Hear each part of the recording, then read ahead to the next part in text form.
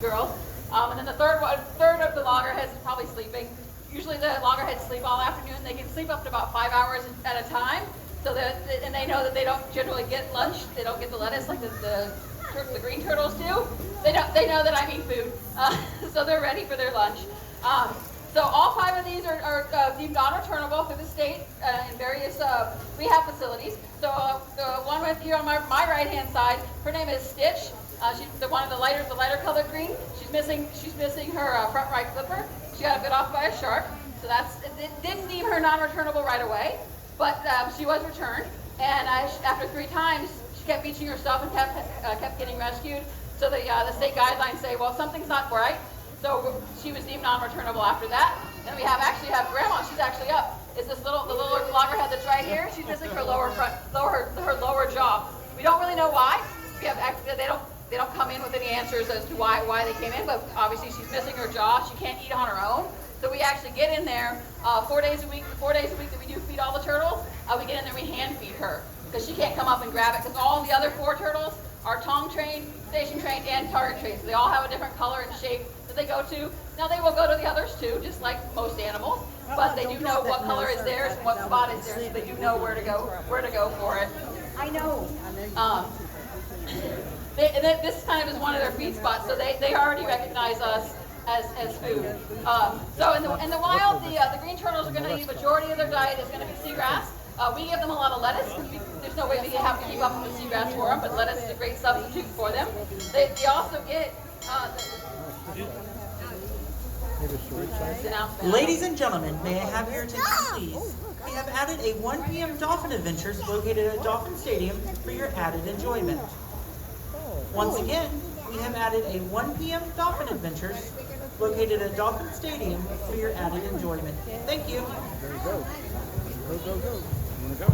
So these 2 green turtles also get about 1% of their diet, which is about a pound of food between each one 4 days a week. There are reptiles; they don't need to eat like us, so where we eat 2, 3, 4 times a day. It depends on the person.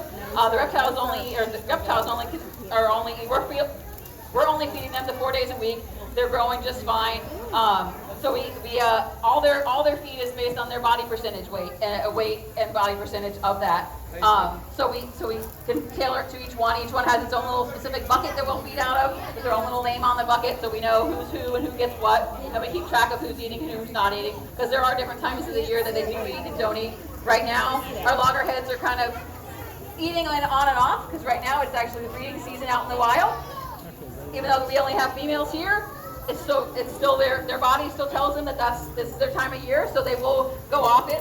We do keep good communication with our vets, and we actually have ultrasounded at least 2 or 3 of the loggerheads, and they do have follicles. But again, there's no boys, so nothing's going to happen from it. But they do still produce it, just like females do. So they will go off and on feed. So we do monitor that pretty closely. I know. And then also this afternoon I'm going to be feeding the fish also. So we feed the green turtles twice a day, because between the 2 of them they get 18 heads. It depends on the day. 18 heads of lettuce between the 2 of them each day. So we'll do the morning and afternoon feed.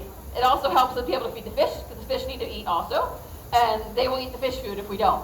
They don't care how big or small the food is. They're going to try to eat it. The turtles will try to eat it. So that way it kind of distracts them enough that we can feed the fish also. So any of these fish that you see are also from the Atlantic or the Gulf of Mexico area. So if and when these turtles were out in the wild, they may have seen some same kinds of fish out there. So it's kind of a nice thing for them. So it's all from the same place, because these turtles are all from like the Atlantic or the Gulf of Mexico also.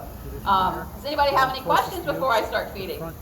Oh yeah, another thing is we do perform physicals on each one of these turtles every year also, just like we would get physical. So they get weighed, bloods, measured, and ultrasound and x-rayed every year, so our vets can kind of tell us, okay, do you need to do more food, less food, that kind of thing, or if there's any other problems we see with the turtles, obviously we will pull them out and have the vets look at them.